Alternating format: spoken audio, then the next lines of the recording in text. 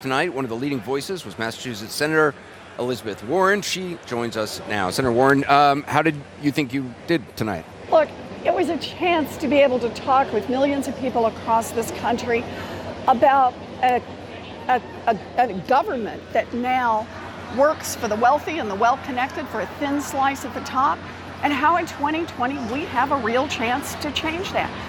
That we can attack the corruption head on, that we can restructure basic parts of this economy, and we didn't get to talk about it, we can protect our democracy so that everybody in America really has a chance to vote and to get that vote. There was obviously sort of an ideological battle going on. You and Senator Sanders, some more, I guess they would be considered more moderate members of the party, and it was a real difference of, it's a larger clash or difference of ideas and strategies that's going on in the Democratic Party. I want to play an exchange you had with, I believe it was Governor Bullock, or no, it was with Delaney. Let's play that. I don't understand why anybody goes to all the trouble of running for president of the United States just to talk about what we really can't do and shouldn't fight for.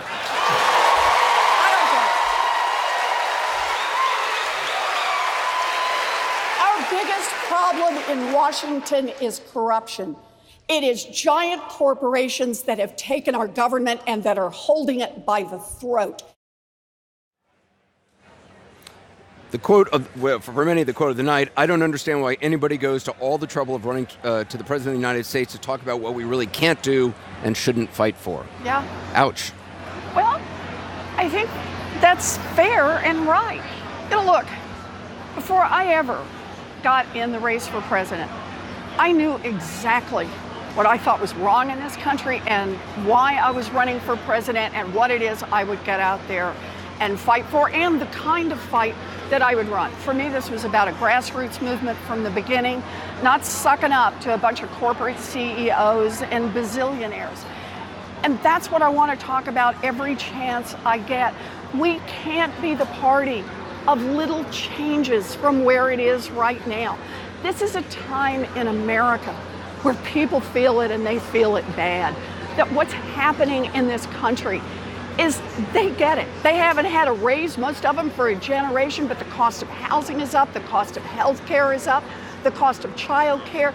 People watch their kids trying to get an education and just loaded down with tens of thousands of dollars in student loan debt. But you know the argument that Representative Delaney and others are making, which is, look, just politically, you're going to tell, it was hard enough for Democrats to get the Affordable Care Act passed.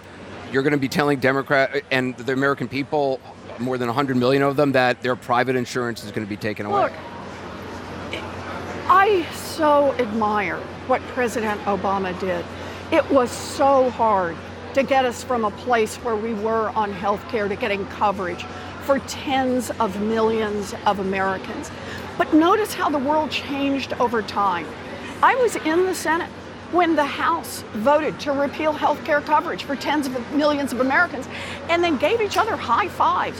What kind of human beings high five over taking away health care coverage from tens of millions of people? But it came to the Senate of the United States.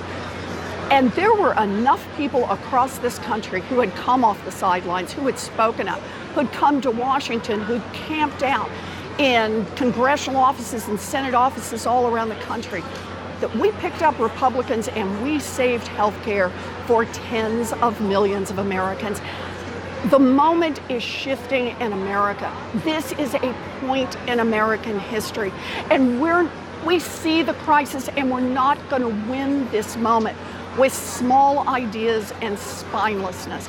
The way we win this moment is with big structural change that touches people's lives. But to somebody out there who likes their health insurance that they have through their union or wherever it is, what do you say to them about what lies ahead, about why they should give up their private insurance? I really wish we'd stop using Republican talking points on what people are giving up.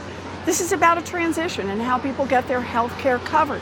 And I say to them, go visit with Addie Barkan. He's the guy I talked about on stage, 35 years old. He's got the cutest little boy, Carl, and he has ALS and he's dying. He has great health insurance.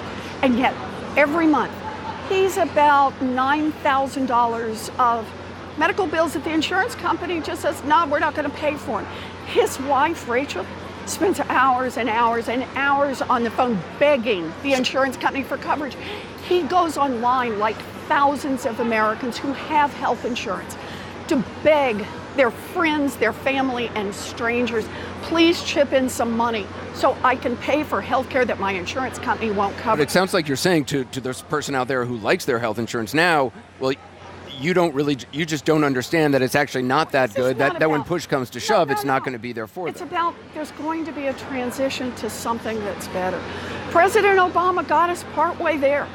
And God, it made a huge difference. People are alive today because we fought that fight. And notice how many people who stood on the sidelines even while he was the one who had to carry that all the way, who then got in the fight when they started talking about taking it away. And you can convince people that it's going to be better than the plan they currently have? Well, it is going to be better. And here's the deal.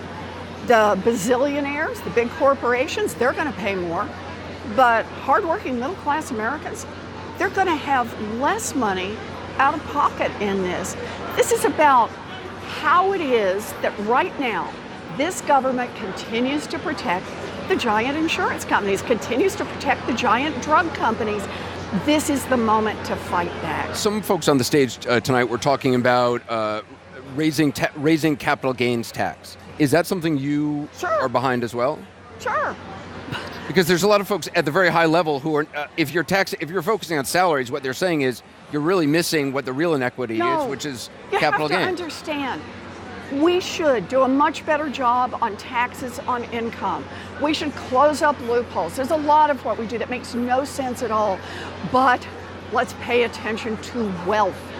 Wealth inequality is where it has just totally jumped the rails. Think about it this way. You know, this is kind of what the income distribution looks like. Do you know what the wealth distribution, that means kind of like from people who don't have anything to people who have the most? It does this, and then it goes through the ceiling and up into the stratosphere. A 2-cent tax on the top 1/10 of 1% in America. That's about 75,000 fortunes. So we say your first 50 million, you get to keep free and clear. Your 50 millionth and first dollar, pitch in 2 cents, and 2 cents on every dollar after that. Do you know how much money that produces?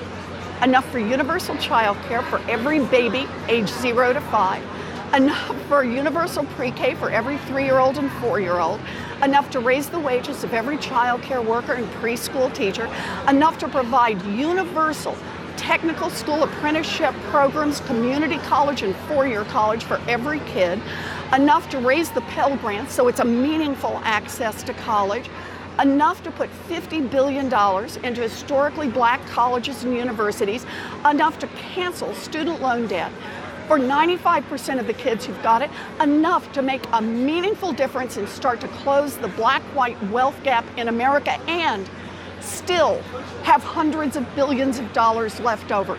Money we can use, for example, to attack the opioid crisis.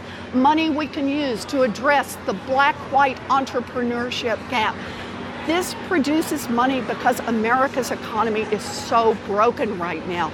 We have let these giant fortunes accumulate, and they're getting bigger every year. 2 cents, 2 cents. It's not punitive. These guys at the top, last year, the 99% paid about 7.2% of their total wealth and taxes. That's most of the people watching this show. The 1% paid 3.2%. So asking them to pitch in 2 cents, man, it's still not a level playing field. And here's the deal. This is something that's popular, not just with Democrats, not just with progressives. This is something that independents like and a majority of Republicans support. It is a big idea that we can all get behind and will make a meaningful difference in people's lives.